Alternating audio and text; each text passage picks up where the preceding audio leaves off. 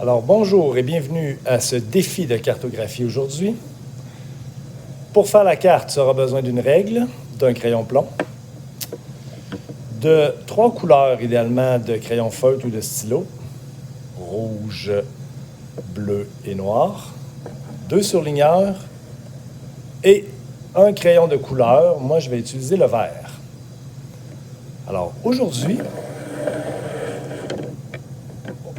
on est au cours 9 et ce qu'on veut illustrer, ce sont les migrations. Donc, les migrations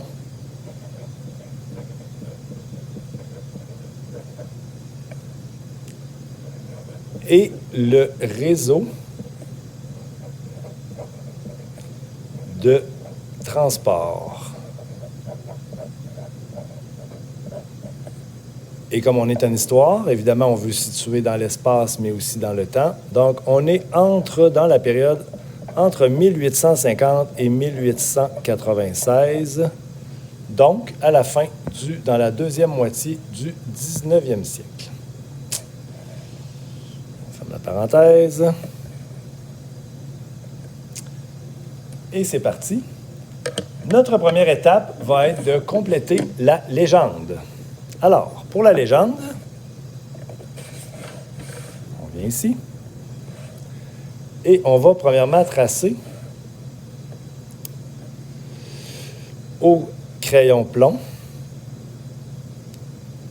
une première ligne comme ceci. Ouais, comme ça. Et en dessous, je vais tracer 3 lignes. 1, 2 et 3. Donc, 3 lignes.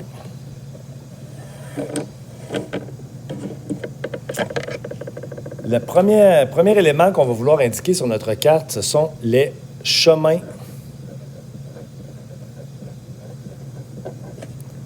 de fer. Parce que, comme tu le sais, le principal moyen de transport, c'est le chemin de fer. Le premier chemin de fer qu'on va identifier, c'est le chemin de fer du Grand Tronc. Le Grand Tronc, c'est le nom d'une compagnie de transport ferroviaire. Et ce qu'on va illustrer, c'est le chemin de fer qui appartenait à la compagnie du Grand Tronc vers 1860. On va ensuite indiquer des connexions au Grand Tronc.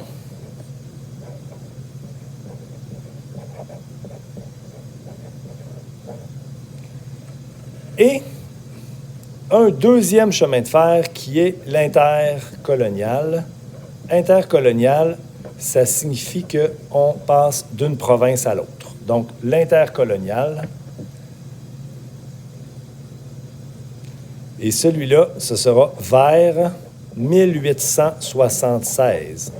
Donc, tu peux voir que l'intercolonial arrive un peu plus tard. Je vais ajouter mes couleurs. Donc, on va tracer, dans mon cas, je vais tracer le Grand Tronc en bleu. Excusez-moi, c'est pas très bien fait, comme ça. Les connexions au Grand Tronc, je vais prendre le bleu, mais je vais utiliser un pointillé comme ceci. Et pour l'intercolonial, eh bien, je vais utiliser une couleur différente parce que je veux les différencier. Et pour l'intercolonial, ça va être le rouge. Comme ceci. Je te propose d'aller tout de suite sur notre carte. On va aller tracer ça. En commençant, comme tu t'en doutes peut-être, par le Grand Tronc.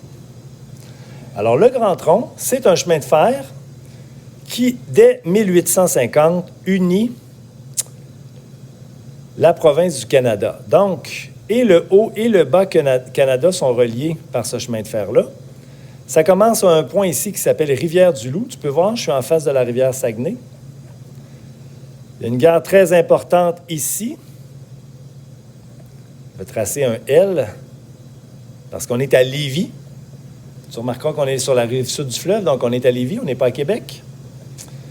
Tu vois le cours d'eau qui est ici, c'est la rivière Saint-François. On va tracer ici un point. C'est une ville qui s'appelle Richmond. On ne l'identifiera pas, là, ce n'est pas nécessaire. Par contre, on va faire un autre point ici. Tu vois l'île qui est là, que tu connais évidemment, qui est Montréal. Celle-là, je ne sais pas où l'écrire, celle-là, M, je vais faire un M ici comme ça, parce que c'est Montréal. Et il y aura une dernière ville qu'on va identifier ici. Tu vois qu'on n'est plus dans la province de Québec, on est en Ontario. Près du lac ici, près du lac Ontario, il y a la ville de Kingston, dont je t'ai déjà parlé. Donc, une grande ville, une des grandes villes à l'époque de l'Ontario. Alors, l'intercolonial, ce qu'il nous reste à faire, bien, c'est de le relier. Là, évidemment, la carte n'est peut-être pas identique à l'original, mais pratiquement. Donc, on part de Rivière-du-Loup et on arrête à Lévis. L'intercolonial arrête à Lévis. Va aller ensuite jusqu'à Richmond, ici. On n'indiquera pas Saint-Agapi sur la carte, mais on aurait vraiment pu l'indiquer quelque part ici, parce que comme tu sais, peut-être la piste cyclable aujourd'hui et la gare qu'on a à Saint-Agapi, c'était très précisément là où passait le chemin de fer du Grand Tronc. Donc oui, tu peux pédaler jusqu'à Richmond si tu veux. Ensuite, le train allait jusqu'à Montréal. Et Montréal, même si c'est une île, était reliée dès 1859 par le pont Victoria, qui était considéré à l'époque comme la 8e merveille du monde. Là, on considérait ça vraiment comme un exploit technologique incroyable de relier Montréal et de faire un pont qui traversait le fleuve comme ça. Donc, c'est notre compagnie, notre chemin de fer du Grand Tronc. Puis le Grand Tronc, bien, il continue comme ça. Éventuellement, il allait jusqu'à une ville ici qui s'appelle Toronto et qui, comme tu t'en doutes, prend de plus en plus d'importance à cette époque. On continue avec les connexions au Grand Tronc. Donc, ce qui est intéressant du Grand Tronc, ça, c'est la ligne de base.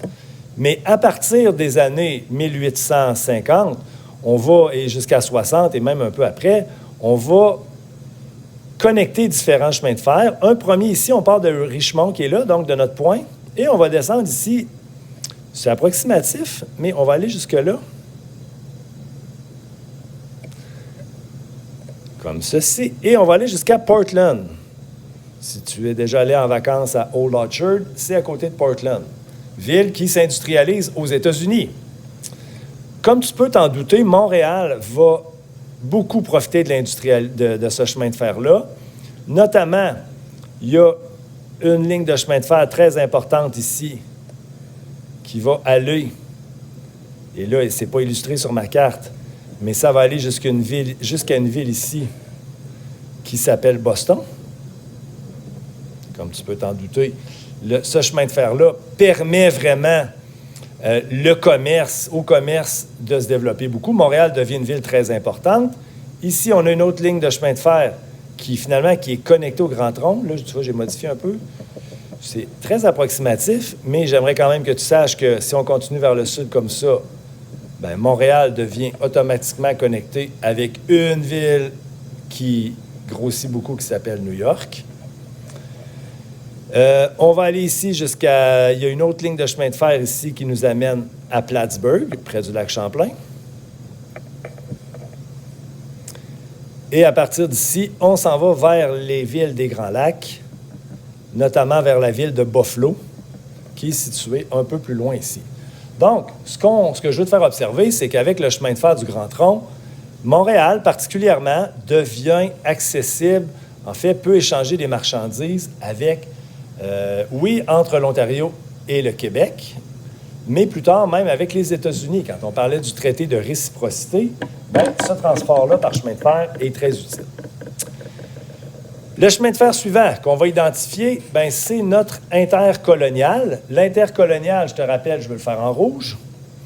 L'intercolonial a été construit après l'acte de l'Amérique du Nord britannique. Tu te souviens? On a dit que dans l'acte de l'Amérique du Nord britannique, une des conditions, c'était d'avoir un chemin de fer qui allait relier les colonies. Alors, ce chemin de fer, c'est l'intercolonial qui part de Rivière-du-Loup et qui continue vers la province qui est ici, qui est le Nouveau-Brunswick.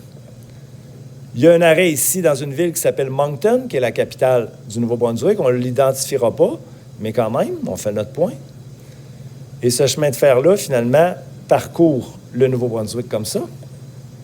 Et on va évidemment aller connecter avec différentes villes comme ceci, et notamment vers la ville ici de Halifax, qui est la capitale de la Nouvelle-Écosse.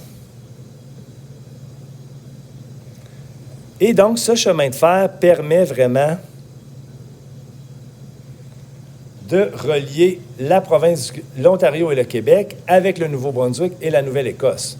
Il y avait aussi une partie de l'intercolonial qui parcourait comme ceci l'île du Prince-Édouard. On insistera un peu moins là-dessus, mais quand même, ça reste l'île du Prince-Édouard aussi a son réseau de chemin de fer. Donc, tu comprends l'importance de tous ces réseaux de chemin de fer. Je laisse afficher. La deuxième partie de la carte, c'est sur les migrations. Donc, on va retourner avec notre règle et là, on va reprendre notre crayon de plomb. Et une fois de plus, on va tracer 4 lignes. Une première ici à gauche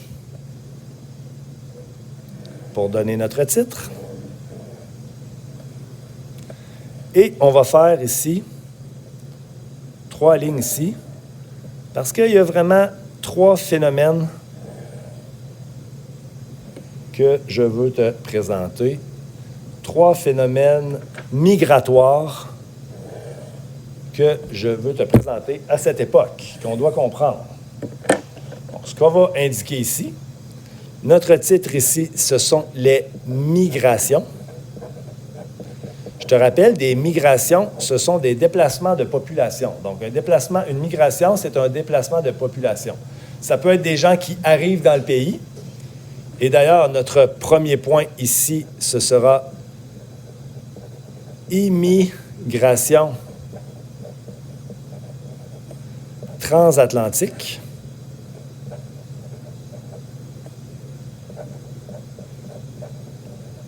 Immigration, tu penses au mot intérieur, la lettre I. Intérieur, ce sont des gens qui arrivent à l'intérieur. Donc, les immigrants sont des gens qui arrivent. On va aussi identifier un phénomène d'émigration. Je souligne mon E. Émigration vers les États-Unis. Et là, je vais prendre l'abréviation EU. Donc, émigration, ce sont des gens, pense au mot, le E, pense à extérieur. Les immigrants, ce sont des gens qui quittent un territoire. Et dans ce cas-là, ce sont des gens qui quittent vers les États-Unis. Et le troisième phénomène migratoire qu'on va indiquer, le troisième grand déplacement de personnes qu'on va indiquer, ce sont des régions de colonisation. Coloniser, je te le rappelle, ça veut dire aller s'installer sur un territoire dans le but, bien évidemment, de s'y installer et, si possible, bien, éventuellement, d'y faire de l'agriculture. Donc, celui-là, on va faire un petit carré comme ça parce qu'on va mettre une couleur. Ce qu'il nous reste à faire dans notre légende, c'est d'identifier nos couleurs. Moi, dans mon cas, je vais te faire une grande flèche ici qui va démontrer l'immigration transatlantique. Je vais utiliser le rose pour illustrer l'immigration vers les États-Unis. Et je vais colorier en vert 3 régions de colonisation. Voilà.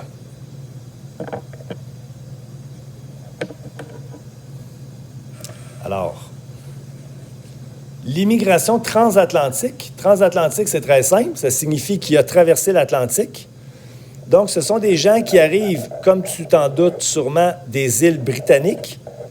Donc, des Écossais, des Irlandais, des Anglais, principalement, et qui vont venir s'installer, qui vont venir immigrer, et vont arriver ici à Lévis ou à Québec, arrêter à Gros-Île, on débarque à Lévis et on embarque en train et ensuite on va s'installer ailleurs sur le territoire.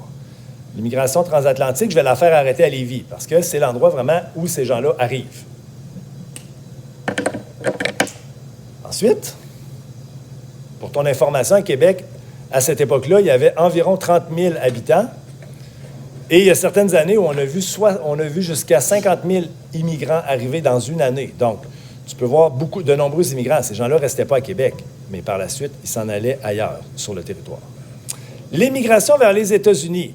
L'émigration vers les États-Unis, c'est un peu plus dur à illustrer parce qu'en fait, l'émigration vers les États-Unis, c'est des gens qui partent, et là je trace en petit, c'est des gens qui partent des campagnes et qui vont aller prendre le train. Et en train, évidemment, ou en train, ils vont se diriger vers les États-Unis. Donc, on se dirige vers le train et on prend le train et on s'en va vers les grandes villes américaines. Et tu vois, j'utilise les chemins de fer parce qu'en fait, ça rend l'émigration vers les États-Unis beaucoup plus facile. C'est une option qui va être choisie. Certaines années, il y a jusqu'à 10 000 Canadiens français qui partent vivre aux États-Unis pour travailler parce qu'ils n'ont plus de terre, ils n'ont plus de travail au Québec et donc vont se diriger vers les États-Unis. La dernière option qu'on va placer, ce sont donc les régions de colonisation. Les régions de colonisation, c'est quoi? Les régions de colonisation, ce sont des régions où on va encourager les gens à aller s'installer. Donc, on va encourager les gens qui n'ont plus de travail, qui n'ont plus de terre en campagne, à aller vivre, à aller coloniser de nouvelles terres pour vivre au Québec. Donc, c'est vraiment une option mise en place beaucoup par l'Église catholique pour éviter que les gens aient aux États-Unis et restent à la place au Québec. Parce qu'au Québec, il y a beaucoup moins de risques, évidemment, d'assimilation. Tu peux continuer à parler français. Tu peux continuer aussi, évidemment, à aller à l'Église. Le curé était très important. Donc, il y a une première région qui est ici. On va l'identifier après. On longe ici la frontière. Ça s'appelle l'Outaouais. Ici, au nord de Montréal, on va tracer une autre région comme ça, à peu près comme ça. Tu vois que je fais ma ligne à peu près comme ça. Je vais un peu plus loin que la vérité à cette époque-là, mais quand même, c'est vraiment pour illustrer. C'est la région des Laurentides. Donc, tu connais le Mont-Tremblant, Saint-Sauveur. Ce sont des régions, particulièrement Saint-Sauveur, Sainte-Adèle. Et notre troisième région, c'est ici. Et c'est le Saguenay-Lac-Saint-Jean. Donc, j'entoure le lac Saint-Jean et je longe, évidemment, les bords du Saguenay comme ça. Ce sont trois régions de colonisation qui se développent à cette époque-là. On va juste maintenant les identifier. Ces trois régions qui se développent à cette époque-là, Outaouais, et ces régions-là, je les ai faites en vert parce que c'est des régions... Ce sont des régions où les forêts sont très importantes. Donc, les gens qui vont s'installer là, comme tu peux t'en douter, vont aller défricher la terre. Mais avant que l'agriculture ne devienne vraiment importante et prospère, beaucoup de gens vont aller travailler dans des camps forestiers, donc vont aller travailler dans l'industrie du bois pendant l'hiver. Donc, on a notre lac Saint-Jean qui est ici, Saguenay-Lac-Saint-Jean qui est ici. Donc, trois régions de colonisation que je te demande de retenir, d'essayer d'être capable de placer ça aussi sur la carte. Des régions qui se développent beaucoup à cette époque-là. Les gens de Montréal, ici, dans les Laurentides, si tu connais les histoires des pays d'en haut, les belles histoires des pays d'en haut, ça se passe dans les Laurentides avec le curé Labelle. C'est vraiment à cet endroit-là que ça se passe. Alors, voilà un portrait à la fois du réseau de transport et des réseaux migratoires à la fin du 19e siècle au Québec.